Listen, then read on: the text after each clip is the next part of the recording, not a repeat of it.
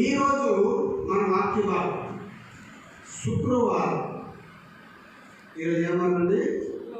ఉపవాస ప్రార్థనలో మన వాక్య భాగం ఏంటంటే శత్రువులు అనే సంఖ్యల్లో ఏంటండి? శత్రువులు అనే సంఖ్యల నుండి విడుదలనిస్తానంటున్నాడు దేవుడు. హల్లెలూయా. లూకాసు వార్త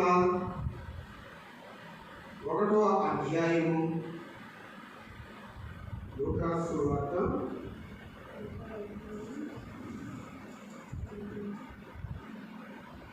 1వ అధ్యాయము 75వ వచనం చూసుకున్నట్లయితే, హల్లెలూయా, 75వ వచనం. మనము శత్రువుల చేతి నుండి విడిపింపబడి మన జీవిత కాలమంతయు నిర్భయములై ఆయన సన్నిధిని. ఇక్కడ దేవాది దేవుడు మాట్లాడుతున్న మాట ఏంటంటే 75వ వచనంలోన దేవుడు మాట్లాడుతున్నాడండి. ఏం మాట్లాడుతున్నాడంటే, ఆయన లూకాసు వార్త 1వ అధ్యాయము 75వ వచనం.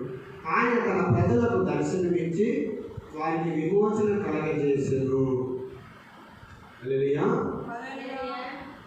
అట్లా దేవుడు మాట్లాడుతున్నాడండి. ఇది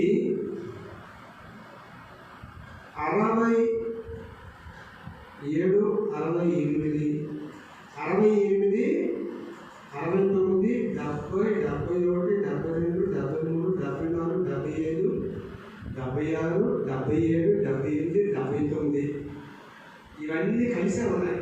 హల్లెలూయా. 68 నుండి 79 వరకు ఈ వచనాలన్నీ కలిసి ఉన్నాయి. ఇక్కడ దేవాది దేవుడు మాట్లాడుతున్నాడు. ఏం మాట్లాడుతున్నాడంటే, శత్రువు అనే సంఖ్యలకు బాధపడుతున్నావా? అయితే ఇదిగో దేవాది దేవుడు మాట్లాడుతున్నాడు. ఏం మాట్లాడుతున్నాడు? మన శత్రువుల నుండి మనము ద్వేషించు వారందరినీ, హల్లెలూయా, చేతి నుండి తప్పించి రక్షణ కలగజేసేదను. దీనిని గూర్చి ఆయన ఆది నుండి తన పరిశుద్ధ ప్రవక్తల నోట పలకించెను. హల్లెలూయా. శత్రువులు, నీ శత్రువుల చేతిలో నుండి నేను విడిపిస్తానంటున్నా. అది మన జీవిత కాలమంతయు కూడా నిర్భరమై ఆయన సన్నిధి ఉంటే, అంటే మంచి ప్రవర్తనతో ఎప్పుడైతే మనం ఆయన సన్నిధిలో ఉంటామో, ఆయన సన్నిధికి వెళ్తామో, ఆయన సన్నిధికి సమీపంలో ఉంటామో, దేవాది దేవుడు ఏం మాట్లాడుతున్నాడు?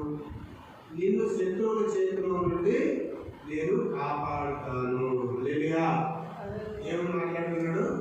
శత్రువుల చేతిలో నుండి నేను కాపాడుతాను అంటున్నాడు. హల్లెలూయా. శత్రువులు మనకు అందరూ శత్రువులే. చిన్న రాము మాట్లాడాలంటే శత్రువు, చిన్న అబద్ధం ఆడాలంటే శత్రువు, ఎవరితోనైనా సరే ఏదైనా ఇవ్వమన్నానంటే శత్రువు. ఒక వస్తువు అడిగారనుకో, ఇవ్వాలనుకో, వాళ్ళకి శత్రువులు ఉన్నాం.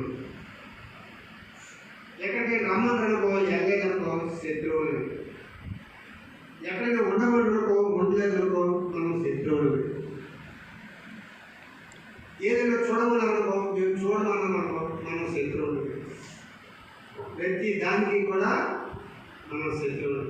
ఎవరో గొడవ ఆడుకుంటే మనం వినిపించకపోతే మనము శత్రువులు. ఎవరో డబ్బులు ఇవ్వాలి, వాళ్ళ గురించి మనం వెళ్ళి అడిగితే మనం శత్రువులు. ఎవరో ఇబ్బందుల్లో ఉన్నారు, వాళ్ళు ఎందుకు ఇబ్బందులు పెడుతున్నారు అంటే మనం శత్రువులు. ప్రతి సమయంలో కూడా, ప్రతి పనిలో కూడా, ప్రతి మాటలో కూడా, ప్రతి చూపులో కూడా, ప్రతి తీరులో కూడా మనము శత్రువులు. అదే అన్ని మాటలు కలుగుతాం అనుకో, మనం మిత్రులు. ఆ రమ్మంగానే వెళ్ళిపోయామనుకో, మనం మిత్రులు. కానీ దేవుడు అలా చెప్పలేదు కదా. మంచి అయితే వెళ్ళమన్నాడు, చెడు అయితే ఆ దరిదాపుల్లోకి వెళ్ళదు. ఎందుకు వెళ్ళద్దు? చెడు సాంగత్యం మంచిది కాదని దేవాది దేవుడే హెచ్చరించారు. హల్లెలూయా. చెడు మాటలు, చెడు చూపులు, చెడు బుద్ధులు, చెడు సాంగత్యం మంచిది కాదు. ఆయన నోరు మంచిది కాదు, ఆయన తీరు మంచిది కాదు, ఆయన చూపు మంచిది కాదు, ఆయన తలంపులు మంచిది కాదు. వాళ్ళతో మీరు వెళ్ళకండి అని దేవాది దేవుడే చెప్పాడు. అలాంటి నుంచి దూరంగా పారిపోమంటున్నాడు. ఏం చేయమంటున్నాడు? దూరంగా పారిపోమంటున్నాడు. హల్లెలూయా, హల్లెలూయా. రెండు చేతులు పైకి హల్లెలూయా చెప్తామా? హల్లెలూయా. అలాంటి సాంగత్యం మీరు చేయకండి. మీరు శత్రువులైనా పర్లేదు. మానవులు కూడా శత్రువులు అవుతారు, రాజకీయ నాయకులు కూడా శత్రువులు అవుతారు, చుట్టాలు కూడా శత్రువులు అవుతారు. కానీ నా కాడ మీరు మిత్రులే. హల్లెలూయా. ఇది ఒకటోది. రెండోది చూసుకున్నట్లయితే అపవాది చెర అనే సంఖ్యలతో. ఏంటంటే అపవాది అనే సంఖ్యలతో నువ్వు బాధపడుతున్నావా? ఇగో దేవాది దేవుడు మాట్లాడుతున్నాడు. ఏం మాట్లాడుతున్నాడు?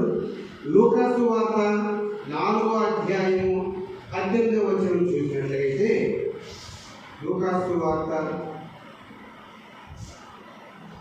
4వ అధ్యాయం 18వ వచనం. ప్రభువు ఆత్మ నా మీద ఉన్నది, పేదలకు సువార్త ప్రకటించుటకై ఆయన నన్ను అభిషేకించెను. చెరలోనున్న వారికి విడుదల, గుడ్డివారికి చూపును కలుగునని ప్రకటించుటకును, కలిగిన వారికి విడిపించుటకును. హల్లెలూయా, హల్లెలూయా. హల్లెలూయా. ఇక్కడ 18వ వచనంలో దేవుడు ఒక మాట చెప్తున్నాడు. ఏంటంటే ప్రకటించుటకును, అలాగే నలిగిన వారిని విడిపించుటకును. ప్రభువు ఆత్మ నా మీద ఉన్నది, వీరులకు సువార్త ప్రకటించుటకై ఆయన నన్ను అభిషేకించెను. హల్లెలూయా, హల్లెలూయా. ప్రభు ఆత్మ నా మీద ఉన్నది, వీరులకు సువార్త ప్రకటించుటకై ఆయన నన్ను అభిషేకించెను. హల్లెలూయా. ఏం చేశాడు దేవుడు? అభిషేకించాడు. నువ్వు అభిషేకం తీసుకొని సువార్త చెప్పడానికి అయితే దేవుడు నీకు తోడై ఉంటాడు, నీడగా ఉంటాడు, అండగా ఉంటాడు, కొండగా ఉంటాడు, కోటగా ఉంటాడు. హల్లెలూయా. దేవాది దేవుడు ఎప్పుడు కూడా ఆయన అభిషేకం, ప్రభు ఆత్మ